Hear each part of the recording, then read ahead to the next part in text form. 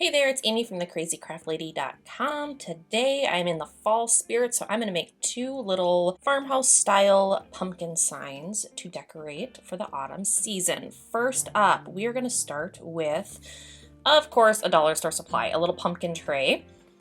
This is just a little plastic pumpkin guy that I'm going to paint. So I started with a flat wide brush and some plain white chalk paint. This is like Rust-Oleum regular old chalk paint. It came in I think like in a quart can, but I transferred it into a jar because the can was damaged. But it's just plain white chalk paint. Use whatever you got. Give the pumpkin full coverage and then set it aside to dry.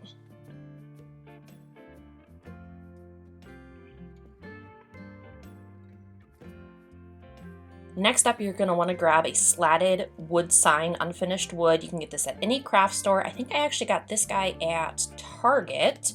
I've been really impressed lately with some of the craft supplies and especially like the craft blanks that you can get at Target, which means I can pick up groceries and craft supplies in the same run, which is awesome. So I grabbed this wood stain. It's folk art home decor wood tint in the color walnut, but use whatever you want. I do like using like the folk art or the Waverly brand wood stains because, as you guys know, I live in Minnesota where we have appropriate weather for painting outdoors approximately 3 days per year. So I like stuff that I can use indoors in my craft room. So a wood slat sign does have quite a bit of detail that you're going to want to paint all the edges so that it looks completely finished and professional. So paint all the edges, all the nooks and crannies, so take your time.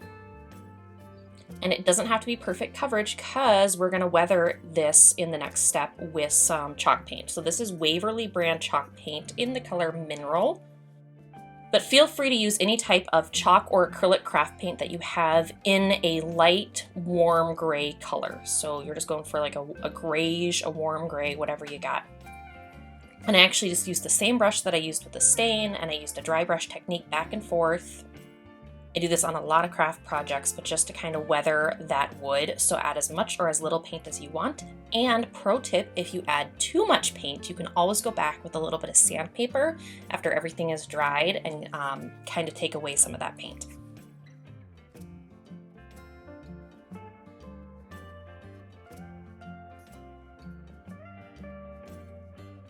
Okay, so now the base coat of white paint on my pumpkin has dried, and I'm going to come in with that flat brush again and more Waverly brand chalk paint from Walmart in the color Moss, which I use in, I think, every craft project I've ever made. If I don't make a project that doesn't have moss green chalk paint and or black and white check ribbon, I think I've failed as a crafter. It's just like those are my two go-to craft supplies.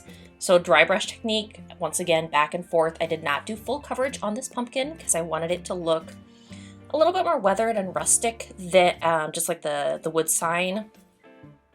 But you are free to, paint it a solid color, whatever you like. And now, once everything had dried, it's time to attach this pumpkin tray to the wood sign. So to use that, I just used like a chunk of craft foam from my craft stash. It can be really any shape. It just has to be the right depth to match the depth of that pumpkin tray, and load it up with hot glue on both sides, and then stick your little pumpkin tray right to that wood sign.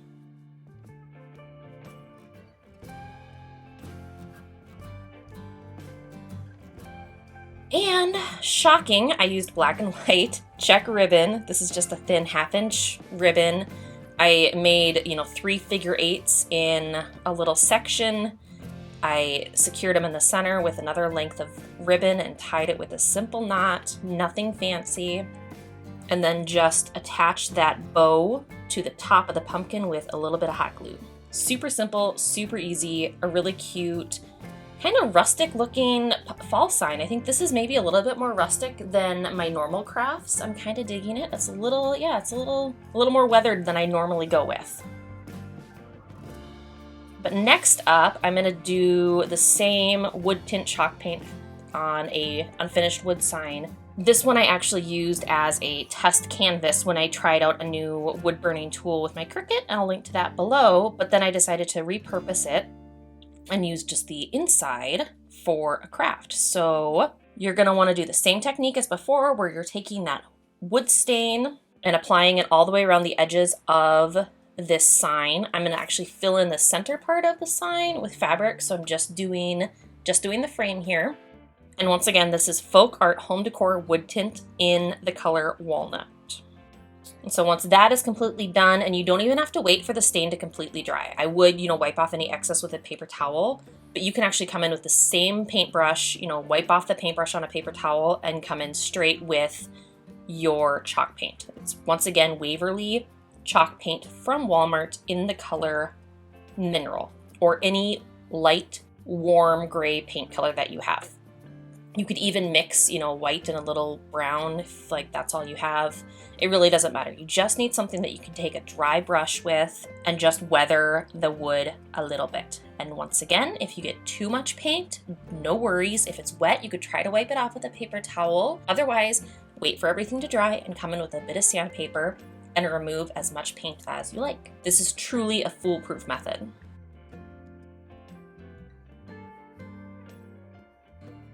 Okay, now it's time to paint popsicle sticks, which got really messy, so bear with me. This is messier than I would have liked, but I just took regular popsicle sticks, not even the wide ones, but you could use wide popsicle sticks. And I just kind of laid them on my sign because I wanted to kind of gauge how many I needed to paint and stain here. And then I just came in with that same wood stain and I gave a coat of wood stain on all the popsicle sticks. Like I said, it was messy. They started moving around and I got more stain and paint on my fingers than I would have liked, but that's crafting, and at least it wasn't burning my fingers with hot glue. I'll take paint over burns any day.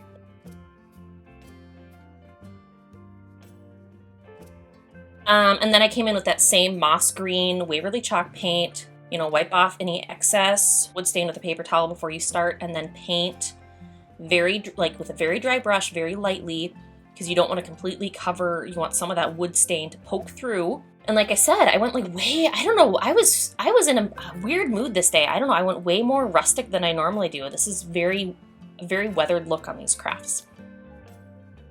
And then while the popsicle sticks were drying, I measured the inside of my frame and I grabbed some black and white check fabric that I have here. I just bought a big chunk of it at Hobby Lobby almost a year ago, I think, and I've used it for a couple different crafts. I made a Valentine rag wreath with it that was really fun. But you know me, I keep my buffalo check fabric and ribbon in supply at all times in my craft room. So I just cut a little square, and this was not perfect. It was kind of a bit of trial and error here to get it to cut to the right size. But then just take regular old Mod Podge and cover the whole inside of that wooden frame there. And it takes quite a bit of Mod Podge, and you're applying fabric here. You're not applying paper, so don't be afraid to be generous with your Mod Podge coat here. And then just smooth that fabric inside the wood sign. And then mine, I had to kind of readjust a little bit and trim down a couple sides so it fit nicely within that frame. And you also want to be careful not to pull too much, because then the check pattern looks kind of wavy and it's not straight. So you really want to lay it first, smooth it, and then trim away any excess that you need.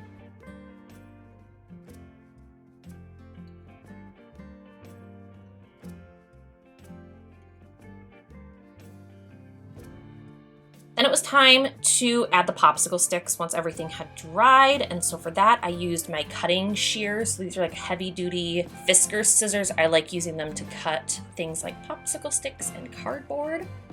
And then you just cut off the ends of the rounded ends of the popsicle sticks and cut them down to varying lengths. So, the top and the bottom pieces are going to be a little shorter and the middle ones are going to be a little longer, because you're making, a circle, a round pumpkin shape.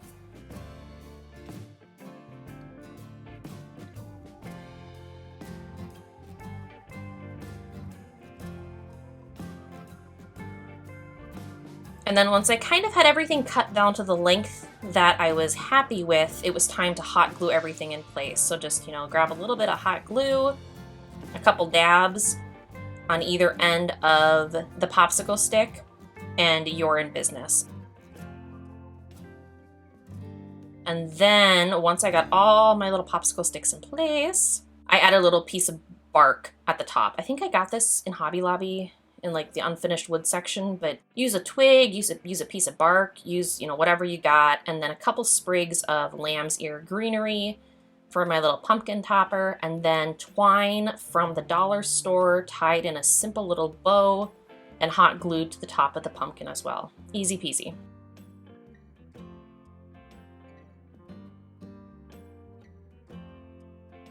But that's it, 2 little pumpkin signs just in time for fall. I'm really happy with how these turned out. I displayed them on a shelf with some wood bead pumpkins that I made a couple weeks ago, and I'll link to those as well. I hope you enjoyed this tutorial, and I hope you're enjoying the fall crafting season. Until next time, happy making.